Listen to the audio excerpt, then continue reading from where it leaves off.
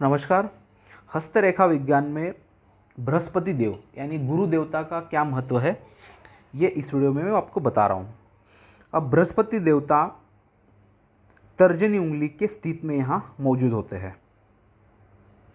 अब जिनका बृहस्पति या गुरु डिस्टर्ब हो, यानी यहाँ से बैठा हुआ हो और यहाँ से ज़्यादा उभरा हुआ हो, तो ऑलवेज ऐसे व्यक्तियों के पारिवारिक और सांसारिक समस्या आती है। ऐसे व्यक्तियों में ध्यान कम रहता है, एजुकेशन में प्रॉब्लम आता है।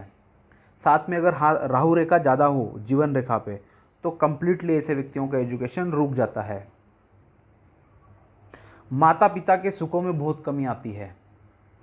और तीसरा मेन पॉइंट जो होता है, वो ऐसा व्यक्ति धार्मिक नहीं होता है, कंप्लीटली नास्तिक होता है और बहुत सारी चीज़ों को तकलीफ में देख देख के झूझ के बाद में वो आस्तिक बनता है धीरे धीरे, या तो कोई तो पूरे जीवन भर नास्तिक ही रह जाता है।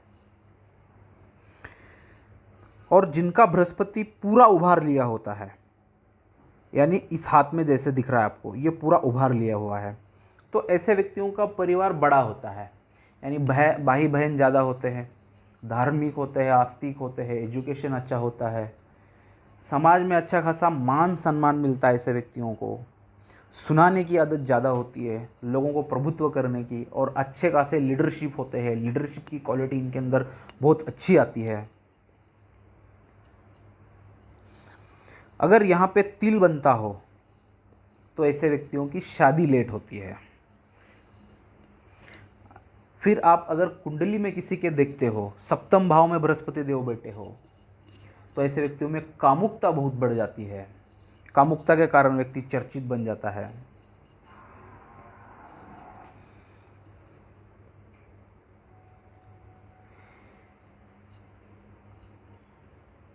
अब किसी महिला के हाथ में अगर बृहस्पति डिस्टर्ब हो या पुरुष के भी हो, तो मैंने दोनों को भी देखे हैं बहुत बार, ऐसे लोगों की विवाह में समस्या आती है। यानी डिवोर्स तो एक तो होता ही है, अगर डिवोर्स नहीं हुआ तो ज़िंदगी भर परेशानियां चालू ही रहती है।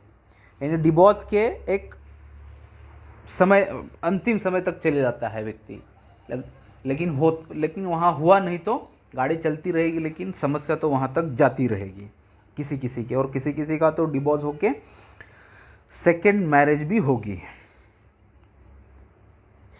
अब बृहस्पति देव जो है स्वभावत व्यक्ति के अंदर नेतृत्व, लेखन, धर्मशास्त्र एवं अधिकार का देवता भी माने जाते हैं। अब जिनके हथेली में सर्वाधिक उन्नत दशा में चले जाते हैं बृहस्पति देव, तब उस व्यक्ति के अंदर देवत्व की गुण आ जाते हैं या देवत्व की प्रधानता हो जाते हैं ऐसा व्यक्ति।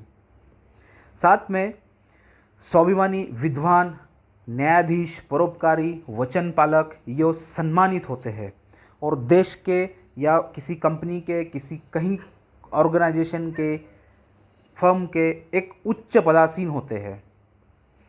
न्यायाधीश, नेता, राष्ट्रभक्त यो धर्मगुरु के करतल में गुरु पर्वत विकसित दशा में ही होता है, तभी व्यक्ति उस पोजीशन तक चला जाता है। जिनका बृहस्पति डिस्टर्ब होता है, इन स्थितियों से जीवन भर वंचित ही रहेंगे। उसके लिए आपको बृहस्पति का जो रेमेडी है, इलाज जो है, वो आपको करना होगा। उसके 2-3 इलाज है, तो वो अगर आप करते हैं तो आपको 40 to 60% के बीच में आपको रिलैक्सेशन मिलेगा।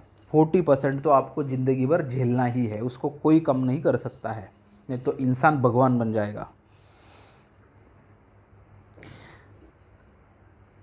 अगर यदि बृहस्पति देव यहाँ अगर शनि पर्वत के यहाँ पे ज़्यादा झुकाव लिए हुए बन जाते हैं, तो ऐसा व्यक्ति चिंतनशील एवं एकांत प्रिय हो जाता है। और यहाँ से दशा होता है तो आत्मसम्मान की न्यूनता भी आती है। और मैंने पहले ही बोला था कि माता पिता के सुख में तो कमी आएगा ही आएगा, और दूसरा एक बैड पॉइंट होता है, निम्न स्तरीय मित्रों से संपर्क होता है ऐसे व्यक्तियों का जिंदगी भर। बड़े व्यक्तियों के साथ उठक बैठक बहुत कम होगी। गलिच्छ, गरीब और जो बुरे कर्म करते हैं उन लोगों के साथ इनके, या निचले स्तर के जो लोग होते हैं उनके जल्दी उनके साथ फ्रेंडशिप होती है और उन्हीं से ही ज़्यादा संपर्क होते हैं ऐसे व्यक्तियों के। अब जिनका बृहस्पति बहुत ही हाई, ज़्यादा उठाव लिया होता है, यानी अप्रत्याशित रूप से उन्नत जिसको अपन कहेंगे, तो ऐसा व्यक्ति अभिमानी, बहुत अहम, अधम्ब और स्वार्थपरायण होता है। अपने स्वार्थ के अलावा उसको कुछ भी नहीं दिखता है और अपने स्वार्थ के लिए वो किसी भी हद तक जा सकता है और बहुत अहम भाव होता है, जिनका ज़्यादा उभार लिए होता है बृहस्पति। तो ये थे बृहस्पति के बारे में हस्तरेखा विज्ञान का ज्ञान। यहाँ पे बनने वाले स्थित चिन्ह जो है उसके लिए मैं एक अलग सा वीडियो बना के अपलोड करूँगा। तब तक के लिए थैंक यू।